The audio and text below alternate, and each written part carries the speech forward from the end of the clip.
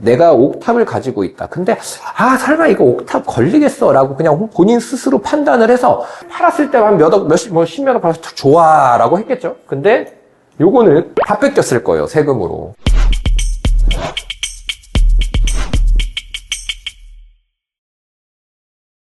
안녕하세요. 절세 절세 사냥꾼 텍스헌터 김도현 세무사입니다. 2026년 5월 9일 다주택자 중과 유예 폐지를 앞두고 정말 요즘에 전화가 너무 많이 오는 것 같습니다. 진짜 하루에 거짓말 안 하고 어제는 한 20통 넘게 왔고요.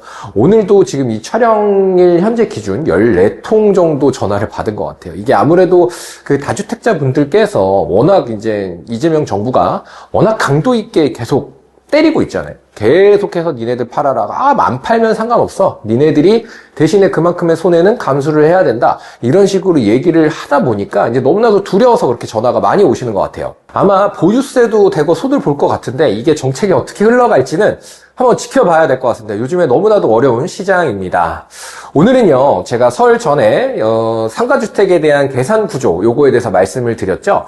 거기에서 이제 우리가 보통 이제 1층은 상가고 위에 주택이 이루어져 있는데 그 주택은 대부분 다가구 주택으로 이루어져 있습니다. 그래서 제가 저번 시간에 예고했던 대로 이 다가구 주택을 양도하는 데 있어서 어떠한 쟁점이 있는지에 대해서 제가 판례를 하나 갖고 왔거든요. 오늘 내용도 잘 들으시면 내가 지금 현재 이 다가구 주택에 이러이러한 상황이 있으면 어떻게 대응을 해야 되겠다. 이런 것들을 아실 수 있을 거예요. 일단 이게 다가구 주택인지 아니면 다세대 주택인지에 따라서 세법 적용이 완전 달라지거든요. 다가구 주택 같은 경우에는 단독주택으로 봐서 1세대 1주택 비과세 특례를 적용할 수 있는 반면에 만약에 이 다가구 주택이 다가구 주택으로 판명이 되지 않고 다세대 주택으로 판명이 나게 될 경우에는 1세대 1주택 비과세 특례는 못 받고 또 이 각각의 주택에 대해서 다주택자 적용을 받을 수도 있습니다. 그렇게 되면 이제 5월 9일 끝나게 되면 다주택자 중과세율도 적용받을 수 있는 위험도 있고요. 이에 대해서 당연히 장기 보유 특별 공제도 배제가 될 수 있는 위험이 있습니다. 그렇기 때문에 다세대와 다가구를 구별하는 시익은 상당히 중요합니다. 우리 세법에서는요, 이 다가구 주택에 대한 정의를 건축법에 따르고 있습니다. 건축법 시행령 별표 1에 나온 이 다가구 주택의 요건을 만족을 하면 다가구로 보거든요. 한번 보겠습니다. 다가구 주택, 다음의 요건을 모두 갖춘 주택으로서 공동주택에 해당하지 아니하는 것을 말한다 라고 되어 있고요. 1번으로 보면 주택으로 쓰는 층수가 3개 층 이하여야 됩니다. 그리고 두 번째로 보면 한 개 동의 주택으로 쓰이는 바닥 면적의 합계가 660제곱미터 이하일 것입니다. 그리고 마지막으로 봤을 때 19세대 이하가 거주할 수 있어야 된다라는 게 이제 다가구 주택으로 보는데요. 이 요건만 만족을 하면 이 주택을 팔게 됐을 때 세대가 여러 개여도 한 주택으로 봐서 1세대 1주택 비과세 특례를 적용받을 수 있는 겁니다. 반대로 이 요건을 만족하지 못했다? 그렇게 했을 때 어떻게 된다? 아무리 공부상에, 즉 등기부 등본상이나 건축물 대장에 다가구 주택이라고 써져 있어도 그건 다세대로 보게 됩니다. 그래서 아까 말씀드렸다시피 다세대 주택으로 보게 되면 다주택자 중과세율도 적용받을 수 있고 그 다음에 장기 보유 특별 공제도 배제되는 위험성이 있는 거죠. 상가주택에 대해서 상담을 많이 진행을 하고 상가주택뿐만 아니라 다가구 주택에 대한 상담을 많이 진행을 하다 보면요. 우리 두 번째, 세 번째 요건은 다들 만족을 하세요. 그런데 가장 위험하게 못 지켜지는 부분이 있습니다. 그게 바로 뭐다? 1번이에요. 1번. 주택으로 쓰는 층수가 3개 층 이하여야 되는데 이거를 4개 층이 돼버리는 경우가 많아요. 그렇게 되면 4개 층이 돼버리면 요건에 안 맞죠? 이게 모두 갖춰야 된다라고 했으니까 4개 층이 돼버리면 다가구 주택이 안 돼버립니다. 그런데 이 4개 층으로 이루어질 수밖에 없던 게 뭐 때문인 줄 아세요? 네, 맞습니다. 옥탑방이 정말 많은 문제가 돼요. 옥탑방이. 그냥 괜찮겠지 해서 그냥 옥탑방을 딱 했는데 저희가 이제 네이버 지도나 이런 걸로 이제 위성사진을 보거든요. 그러면 옥상에 다 옥탑방이 있는 거예요. 그러면 세무서에서도 이거 분명히 봅니다. 네이버 지도상에 이게 옥탑이 있네? 그럼 이거 다가구가 아니겠다. 이런 식으로 검토를 많이 해요. 제가 그래서 이제 준비를 해온 심판례도 옥탑 때문에 생긴 다가구 주택에 대한 양도세 쟁점을 가져왔습니다. 한번 요거는 이제 알겠으니까 제가 판례를 한번 소개시켜 드려 볼게요. 거의 다가구 주택을 소유하신 분들의 이제 거의 100이면 100 옥탑은 다 가지고 있습니다. 그래서 옥탑 때문에 문제가 되는 경우가 정말 많아요. 이것도 한번 볼게요. 요약본부터 먼저 한번 확인해 보겠습니다. 쟁점 옥탑은 주거용으로 사용됐던 것으로 보이는 점 등에 비추어 처분청 등이 쟁점 부동산의 양도에 대해서 1세대 1주택 비과세 규정을 배제하고 양도세를 부과한 이 건의 처분은 달리 잘못이 없다 라고 해서 기각을 했습니다.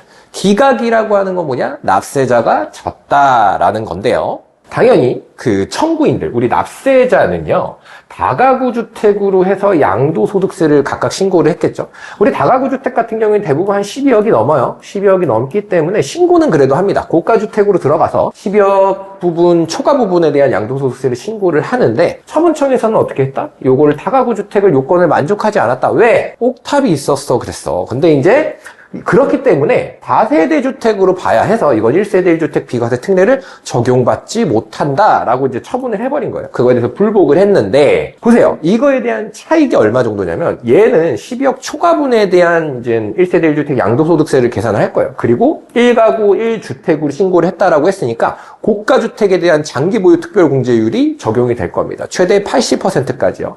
요 두 개에 대해서 이제 과소신고 가산세까지 나오겠죠. 세금이 어느 정도 차이 정도 날 거라고 생각이 드세요? 제가 추측을 했을 때 대략 한 5, 6억 이상은 차이가 날 것 같긴 하거든요. 제가 생각하기에는. 왜냐하면 장기보유 특별공제도 이제 완전 율도 다르고, 그 다음에 양도 차익 자체도 달라질 거기 때문에 아마 이제 최소 수억 원 정도는 최소 3억 이상은 날 것 같아요. 그래서 저는 이제 처분청 의견만 갖고 왔습니다. 왜냐면 청구인의 주장은 대부분 다 똑같아요. 야, 이거 옥탑 아니야. 이거 사실 옥탑 아니고 창고로 썼어.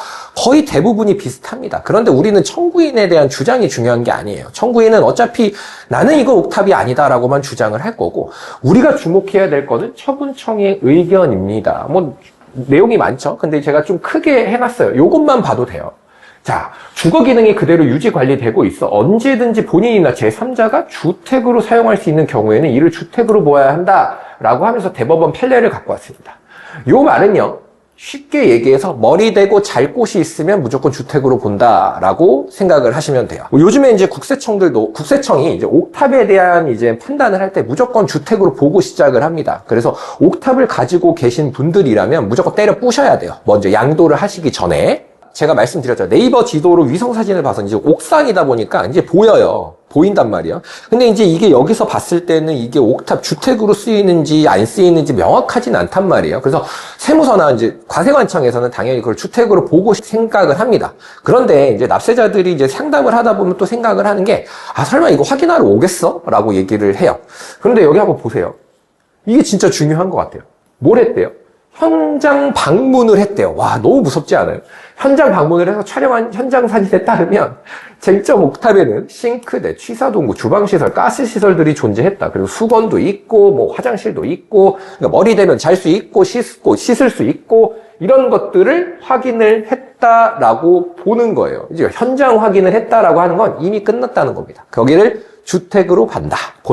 이렇게 이제 국세청에서도 이제 증거 자료를 내미니까 당연히 조세심판원 입장에서도 얘는 주택으로 봐야 되는구나 라고 해서 기각을 시켜버릴 수밖에 없는 거죠. 보세요. 아까 이제 세계층 이하여야 된다는 그 요건, 항상 이것 때문에 문제가 됩니다. 1세대 1주택 특례가 적용되는 다가구 주택에 해당되지 않는다. 항상 요게 문제가 되는 거예요. 그래서 다가구 주택을 가지고 계신 분들이라면, 또 상가주택을 가지고 계셔서 이제 양도하실 계획이 있다라고 하면, 잔금 치기 전에는 무조건 세무사님 찾아오셔야 돼요. 내가 옥탑을 가지고 있다. 근데 설마 이거 옥탑 걸리겠어? 라고 그냥 본인 스스로 판단을 해서 잔금까지 받아버리면 그건 이제 끝입니다. 끝이에요. 이제 이분들 정말 피눈물 흘릴 거예요. 왜냐면 아까 제가 이제 세금이 최소 수억 이상 날 거다라고 말씀을 드렸는데, 팔았을 때 한 십몇 억 받아서 좋아라고 했겠죠. 근데 요거는 다 뺏겼을 거예요, 세금으로. 그러면 얼마나 피눈물을 흘렸겠습니까? 아마 이분들은 이걸 팔아가지고 다른 데로 이사를 간다거나 그런 계획을 짰을 텐데, 그 계획들 다 망가져 버렸을 거예요. 왜? 세무사님과 상담을 하지 않아서입니다. 정말 상담 수수료 아껴하지 마세요. 정말 그건 제가 진짜 부탁드립니다. 저한테 오시지 않더라도요. 정말 다른 세무사님한테 무조건 가셔서 확인을 받으셔야 돼요. 만약에 정말 믿을 만한 세무사가 없다. 그러면 제가 더보기란에 저에 대한 정보를 쭉 적어 놓을 테니까 저한테 오십시오. 그러면 제가 정말 성심성의껏 상담을 도와드리도록 하겠습니다. 그게 여러분들에 대한 재산권을 지킬 수 있는 길입니다. 아시겠죠? 제가 준비한 내용은 여기까지입니다. 대한민국 모든 납세자가 억울하게 세금을 뺏기지 않는 그날까지 저 텍스헌터 김도현 세무사는요, 늘 연구하고 공부하고 탐구하겠습니다. 감사합니다. 구독과 좋아요, 알림 설정 부탁드리고요. 그럼 다음 영상에서 뵙겠습니다.